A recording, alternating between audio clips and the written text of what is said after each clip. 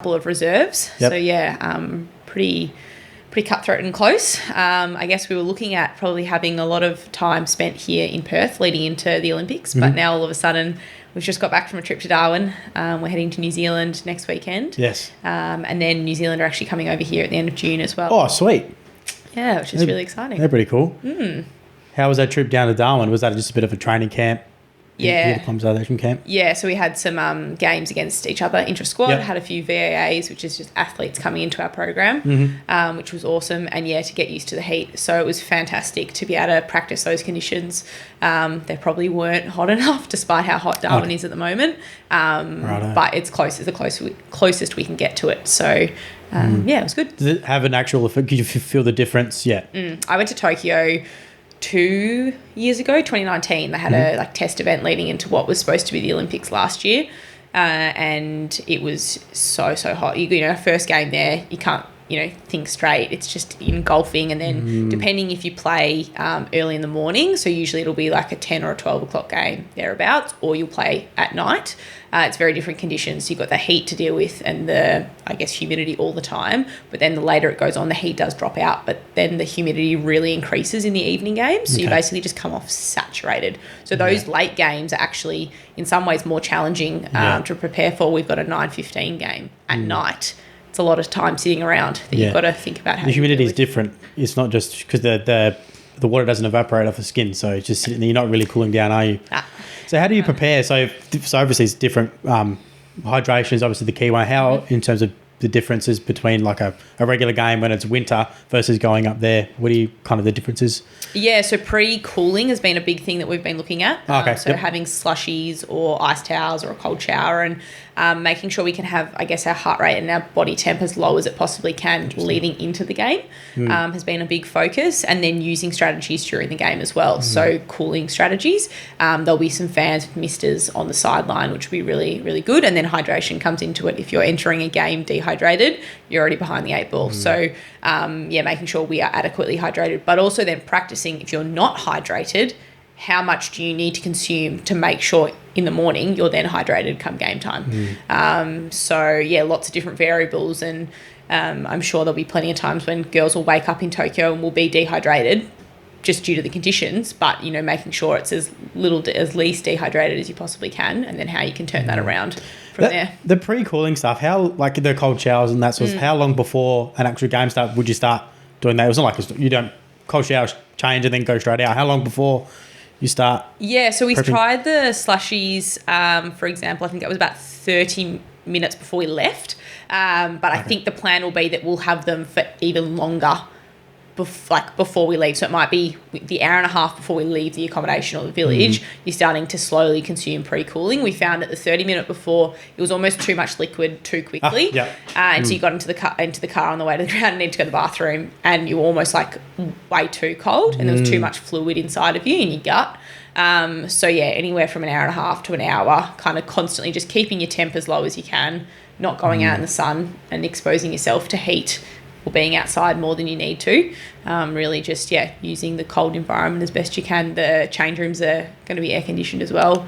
That's which we used in Tokyo for that test event. We went in at halftime, and it was so nice. Change of uniform was actually another thing we've done. Change of shoes, change of socks. Was there a difference as well with like a pre-game warm-ups and that sort of stuff? Was that all shortened as well? Because, obviously you don't need to warm up as long if it's 40 degrees or humid and that sort of stuff as well. Yeah, so we shortened our warm-up a fair bit, actually. So almost like a quarter of a lap or a half a lap, because you're already just so warm out there, and dynamics were shorter. More drinks breaks as well. So again, just kind of reiterating how important hydration was and getting it in, not just drinking a half a bottle in one sitting, little sips. That's the big one as well. You don't want to have it all at once, because then it shocks the body as well, because you don't want to have the whole litre of water straight up. You want to mix it in.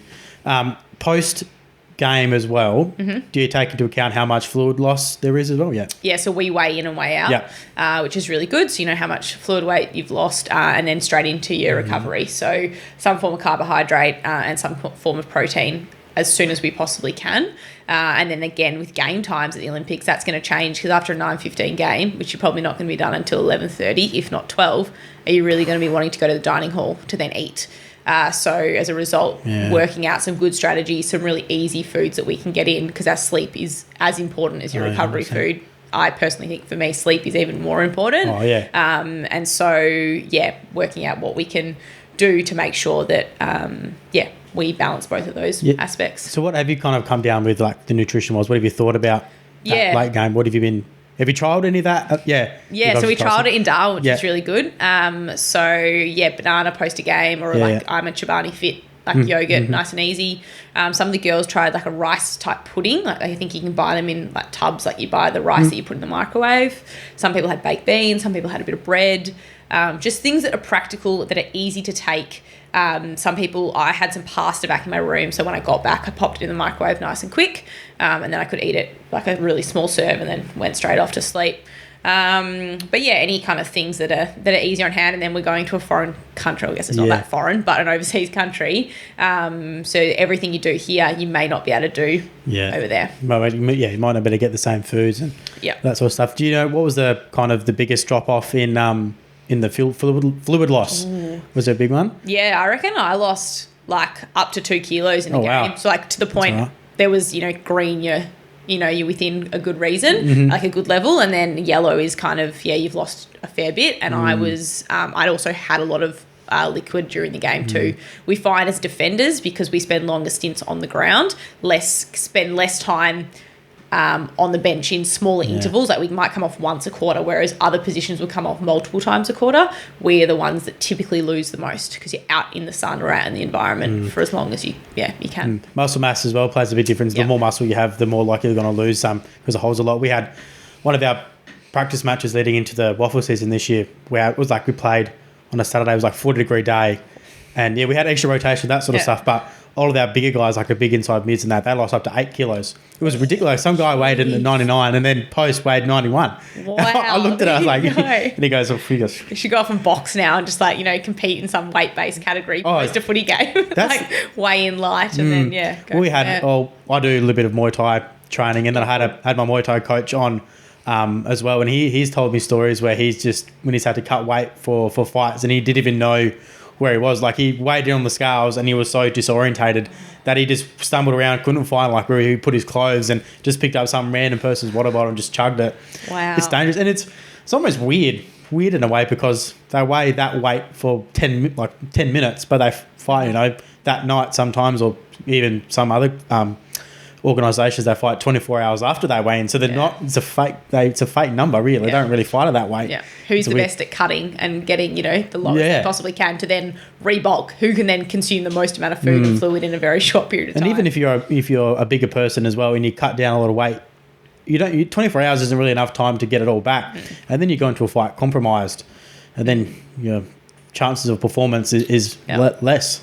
And usually, what happens if they do go up a weight class, they end up performing better, because they don't have to put their body under so much stress. Yeah. Two or 3 days before that week leading into a fight. Yeah. It's weird. It'd be interesting to see the injury rates of that. Like, if you move people a weight class there, do people get injured less? Do they perform better?